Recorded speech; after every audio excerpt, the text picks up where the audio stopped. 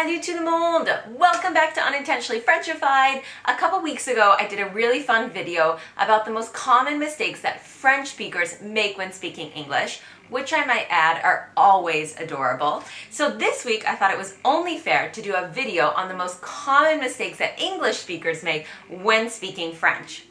Now, in the last video, I already told my very embarrassing story about calling a bus stop a fishbone for a very long time. So if you want to check out the other video, you can also learn how long I called a bus stop a fishbone until somebody actually corrected me. So obviously this video was a little bit easier to do than the last one because I am a real expert in the type of mistakes that native English speakers make when they're speaking French. Real pro over here. I love hearing all of your comments below. So if you're a native French speaker and you've got any tips for all of the non-native French speakers trying to learn French out there, please don't stay quiet in the comments below. We love reading them. And if you're an English speaker and you've got some funny stories you want to share, some mistakes that you've made, or any tips of your own, please leave them in the comments below. Unfortunately or fortunately, part of learning a language is making mistakes, and it's the only way to get better, so we've got to embrace them and take them with a little grain of salt, but it's the only way to learn. Before we get started, Rosetta Stone has actually sponsored this video. Which is really exciting for any of the viewers out there that are looking to learn another language, or if you already speak another language and you just know that brushing up is really part of the bilingual or trilingual game. I feel like most of you know who Rosetta Stone is because they've actually been the leading language learning software for over 25 years. Hashtag impressive. I actually first used Rosetta Stone in college. So we were given access to the app and the software. They have a speech recognition software that really helps with pronunciation and learning how to pronounce words, which is really nice because when we were outside of the classroom or on the go, we didn't have our teacher there, we were able to get some type of correction. So all of you out there struggling to pronounce French words, you know what I'm talking about. It is not easy to guess how to actually say the words when you read them, which is why I was super excited about the code that they sent over, because not only will it give you great discounts on the monthly subscription rates at Rosetta Stone, but there's also an amazing lifetime Rosetta Stone offer. And for $199, you get access to Rosetta Stone's entire language catalog for life, forever. Ever, ever, ever. Which I think is such an amazing deal because imagine you're a beginner, you want to learn a new language. You've got to be able to be on the go, learning on your lunch break, learning on your commute, learning on at night. I mean, you have to be able to learn everywhere and you need to constantly be learning. But even if you've been speaking a language for 10 years or 15 years, sometimes you just need to brush up. And with the lifetime offer, you can literally do this for the rest of your life. I've been using the app to work on my pronunciation because after 10 years, you know, if you've seen some of my videos in French and if you've heard me talk about learning French, that pronunciation and my accent is definitely not my strong point. As you can see, the app is really easy to use. It's interactive, it's immersive, you can access it anywhere, it's easy peasy. So guys, I put all of the information in the video description below, so please go and check it out. There's over 250 hours of language immersion that you can have access to. So I really feel like this is a deal that's great for everyone. And drum roll! Let's jump into some of the most common mistakes English speakers make when speaking French. Using être instead of avoir. So in English, we tend to say, I am hungry, or I am hot, or she is thirsty. And we're really using the verb to be. And in French, in these type of pretty simple phrases, they don't use the word to be, they actually use the verb to have. So things like, I am hungry is actually j'ai faim, and I am thirsty is actually j'ai soif. So I have thirst, or I have hunger, which actually kind of makes sense because the word faim doesn't actually mean hungry, it means hunger. So it makes way more sense even in English to say I have hunger than I have hungry. But at the end of the day, it's just not done the same way. So it's a little bit complicated to learn.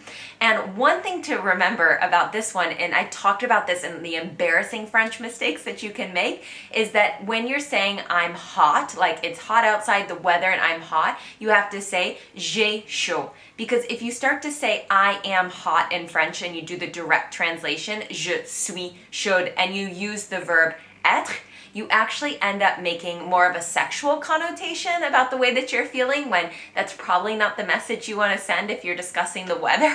So you have to be careful with that one. But otherwise, être and avoir are really like the first two verbs that you learn to conjugate in French, and they're just the base of what you use when you're speaking French. So it's one of those things that you've just got to memorize.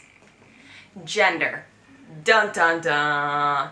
This is a really tough one, and it doesn't matter if you are a super advanced speaker in French or if you're really just a beginner or even an intermediate. This is difficult all the time because we don't actually have genders in English in the same way that they do in French. So every noun is either masculine or feminine in French. And then the articles that come before, so like a or the or my, change based on whether or not that noun is feminine or masculine. And then the adjectives that can come after change as well.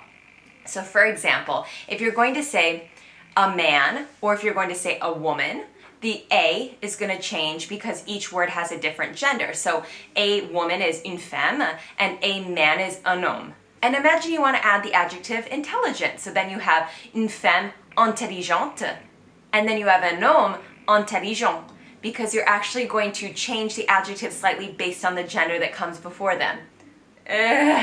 It's really overwhelming as a foreigner, and there are some rules to help, like things like, for example, if a word finishes in te, it's often feminine, so there's rules that you can really try to memorize to help, and I actually put a bunch of them in the video description below, so check it out if you want to know. But there are just so many exceptions to the rules that sometimes the only thing that's going to help is to try, is to make mistakes, to go out there, to start speaking, and to just hear how other people are saying it so that eventually you can learn too. I've had people ask before if it's really noticeable for a French speaker when you don't use the right gender, and I honestly think it is. I remember calling one of Robin's little boy cousins grande and not grand, and he totally corrected me. So I feel like yes, it's very noticeable, and well, maybe it's like a small error as a foreigner. I think it's like a real error if you're French and you're not using the right gender, but you know, all the French speakers can let us know in the comments below what they think about that one. I actually thought this was a tough one to learn, and it's very much based on this gender association as well. But I hear this mistake. For me it was tough, but I still hear it with people who are more in like the beginner intermediate stage of learning French. One of the words for friend in French is ami. So it's spelled A-M-I if you're a boy, and it's spelled A-M-I-E if you're a girl. But like lots of words in French, you don't actually hear the difference when you say them orally. It's only when you actually write them or read them that there's a difference, but they're both pronounced ami. So normally, in order to say a guy friend, you would say mon ami. And then if you wanted to say a girlfriend, my girlfriend, you would say ma amie, because mon is the word that you use, the possessive word, in order if it's masculine, and ma is what you use if it's feminine. Except in French, when you have a word that starts with a vowel, the article that comes before can't finish with a vowel too. So you end up actually using mon for both masculine and feminine. Exceptions. So anyways, you end up having to use mon ami, even if it's a girl, and people will just figure out the gender based on the story. But there's also a catch, because when you use a possessive noun in front of the word friend, people can go from thinking it's your guy that's a friend to actually thinking that it's your boyfriend or it's your girlfriend. So when you might think you're talking very innocently about a casual acquaintance, you might actually be telling a story about somebody who people think you're romantically involved in. And I made this mistake a couple of times, not only learning the whole changing from ma to mon, but also learning how to say like un copain or une copine, or changing around a bit the phrase so that it was very obvious that I was talking about an acquaintance and not a romantic interest. Ah, visiter. Visit a person. I've made this mistake more times than I can possibly count on my fingers and my toes. In French, you just can't use the word visiter to talk about visiting an actual person. You can use the word visiter to talk about visiting a city, if you want to visit an attraction, if you want to visit a park, if you want to go to a museum, but you cannot use it for visiting an actual person. You have to use the phrase rendre visite à somebody. So if you're going to say, I'm going to visit my grandmother, you can say, je vais rendre visite à ma grand-mère. But you cannot say, je vais aller visiter ma grand-mère. It does not work at all, and it's such a false friend, and I made that mistake for so long. So try to really axe that one out of your vocabulary unless you're talking about something besides a person. And with the last one, I want to wrap up with something that's definitely hard for both advanced speakers and early speakers. And this is the idea of never knowing where to actually put the adjective. I was taught from the very beginning that the order of words in a sentence in French are almost the opposite as English. So for example, if we say the blue car in English, it would be the car blue in French. Or if we say the funny girl, it would be the girl funny. But this isn't actually true all the time. It's true most of the time. But there are some words where it's an exception, and they're words that you would use pretty regularly, like bon, mauvais, petit, little, grand, if you're tall, jolie, if you're pretty.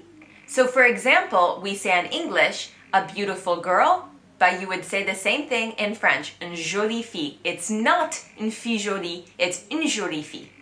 This is a super tough one that lots of people still make the mistake because it's very random exceptions. But with this one, what's nice is that you hear these words over and over again because they're pretty common words, you know, talking about someone being something small, something big, something pretty, something that tastes good, something that doesn't taste so good. So you do start to get used to it, but this is one where I can easily make the mistake all the time. Alright guys, I hope you enjoyed the video. Let me know what you thought in the comments below, and don't forget to check out all of the information that I put below about Rosetta Stone, the voucher code that I've got for you guys, and the lifetime Rosetta Stone subscription offer. It is awesome. Take care everybody, and I'll see you next week. Bisous!